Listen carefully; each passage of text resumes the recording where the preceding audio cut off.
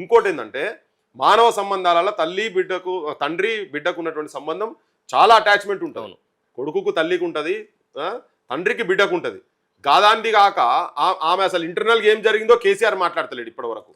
ఇది ఆస్తి పంపకాలలో వచ్చిన పంచాయతా ఏం తెలియదు. కానీ ఒక్కటేంటంటే తెలంగాణ సమాజాన్ని, తెలంగాణ వనరులను దోపిడీ చేసినందుకు మాత్రం వీళ్ళు వస్తున్నారైతే ఖాయం. ఎందుకంటే ఆల్రెడీ 10 ఏళ్లలో వీళ్ళు చేసిరు. ఉద్యమ కాలం అప్పుడు కూడా తెలంగాణ పేరు చెప్పుకొని వీళ్ళు పైసలు సంపాదించారు. అది తెలంగాణ సమాజానికి మొత్తం తెలుసు. వాళ్ళలో ఉన్న రాజకీయ పార్టీలు కూడా తెలుసు. కొంతమంది చెప్పొచ్చు, కొంతమంది చెప్పకపోవచ్చు. కానీ ఇవి మాత్రం వాస్తవాలు. అంతకుముందు గతంలో జరిగినాయి. ఇప్పుడు కూడా వీళ్ళు ఈ తెలంగాణ సమాజం మీద పడి అధికారం గురించి ఆ ఆశతోటి ఇంకా పెద్ద స్థాయికి పోవాలి, ఇంకా ఎక్కువ సంపాదించాలి, ఇంకా ఎక్కువ ఆస్తులు జమ చేయాలి, ఇంకా ఇంటర్నేషనల్ బ్యాంకులలో ఖాతాలు బట్టి పెద్ద కోట్లు, వందల వేల కోట్ల రూపాయలు జమ చేయాలనేదే తపన, తాపత్రయం, ఆశ తప్ప ఏ పోరాటాలన్నా చెప్పు. వీళ్ళు ఓపెన్ కాస్ట్లు బంద్ చేసిర్రా? బడులు బంద్ అయిన బడులు వీళ్ళే వచ్చినాక బడులు బంద్ చేయించారు కదా, బడులు తెరిపించిరా? నిరుద్యోగ సమస్య ఎక్కడన్నా కుదుట పడ్డదా?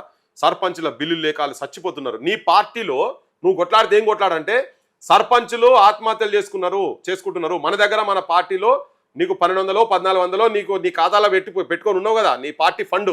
ఆ సర్పంచ్లో నా గవర్నమెంట్లో బిల్లులు చేసినాం కాబట్టి వాళ్ళకి ఇయ్యలేదు కాబట్టి నువ్వు ఒక 700 800 కోట్లు నువ్వు శాంక్షన్ చేయప్పి మీ అయ్యతో నువ్వు కూర్చొని ఆడ ధర్నా చేయి. ఆడ కూర్చొని నిన్నగాక మొన్న సర్పంచ్లు వచ్చి ఆడ చచ్చిపోయిన వాళ్ళ కుటుంబాలకు ఆడికెళ్ళి ఆడికి వచ్చి తిరిగిపోతారు కదా, అటువంటి వాటి మీద ధర్నా చేసి ఆ ఫండ్ తీసుకొచ్చి నాయనా నువ్వు అని చెప్పి ఇటువంటి వాటి మీద ఆమె కొట్లాడాలి. అయ్యా